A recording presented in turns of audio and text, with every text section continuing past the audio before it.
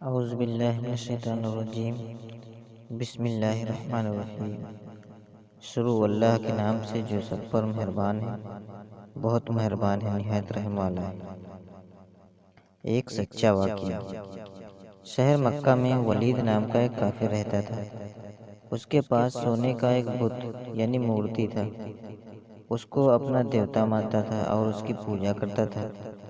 ایک دن اس بت میں حرکت پیدا ہوئی اور وہ بولنے لگا۔ ولید اس کی طرف متوجہ ہوا۔ اے لوگوں، محمد صلی اللہ علیہ وسلم کے رسول نہیں ہیں، ان کی بات ہرگز نہ ماننا۔ ولید بہت خوش ہوا اور گھر سے نکل کر اپنے دوستوں سے ملا اور کہنے لگا، مبارک ہو، آج ہمارا دیوتا بولا ہے اور صاف صاف اس نے کہا ہے کہ محمد صلی اللہ علیہ وسلم کے رسول نہیں ہیں۔ یہ سن کر بہت سے لوگ ولید کے گھر آئے تو ان لوگوں نے بھی دیکھا کہ نبی کریم صلی اللہ علیہ وسلم کے خلاف وہی بولی بول رہا تھا، اور سب کافر اس نئے واقعے سے بہت خوش ہوئے۔ ولید نے یہ اعلان کرایا اور دوسرے دن بہت بڑا مجمع جمع ہوا۔ کافروں نے نبی کریم صلی اللہ علیہ وسلم کو خبر بھیجی کہ آپ آ کر ہمارے دیوتا کا بیان سن لیں۔ چنانچہ نبی کریم صلی اللہ علیہ وسلم تشریف لے گئے۔ جب آپ صلی اللہ علیہ وسلم آ پہنچے تو یہ مکہ والے خوب جان لو کہ نبی کریم صلی اللہ علیہ وسلم اللہ کے سچے رسول ہیں، ان کا ہر قول سچا ہے اور ان کا دین برحق ہے۔ تم اور تمہارے بت جھوٹے ہیں۔ اگر تم اس سچے رسول پر ایمان نہ لاؤ گے تو جہنم میں جاؤ گے، لہٰذا عقل سے کام لو اور اس سچے رسول کے غلام بن جاؤ۔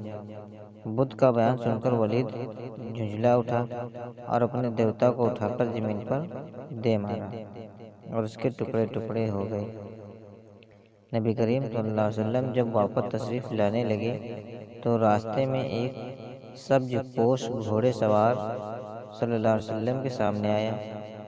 اس کے ہاتھ میں تلوار تھی جس سے خون ٹپک رہا تھا۔ حضور صلی اللہ علیہ وسلم نے فرمایا، تم کون ہو؟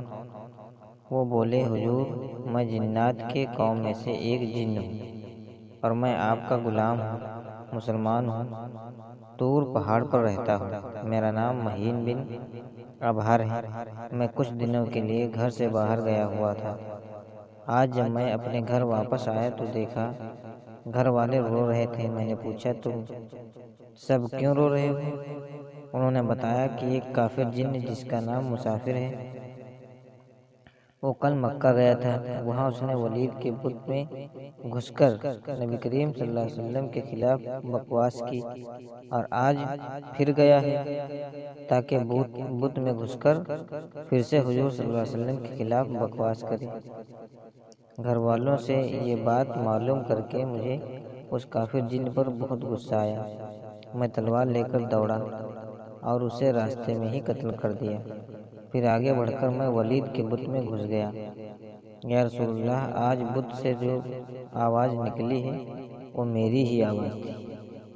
حضور صلی اللہ علیہ وسلم نے یہ قصہ سن کر خوشی کا اظہار فرمایا اور اپنے اس غلام جن کے لیے دعا فرمائی۔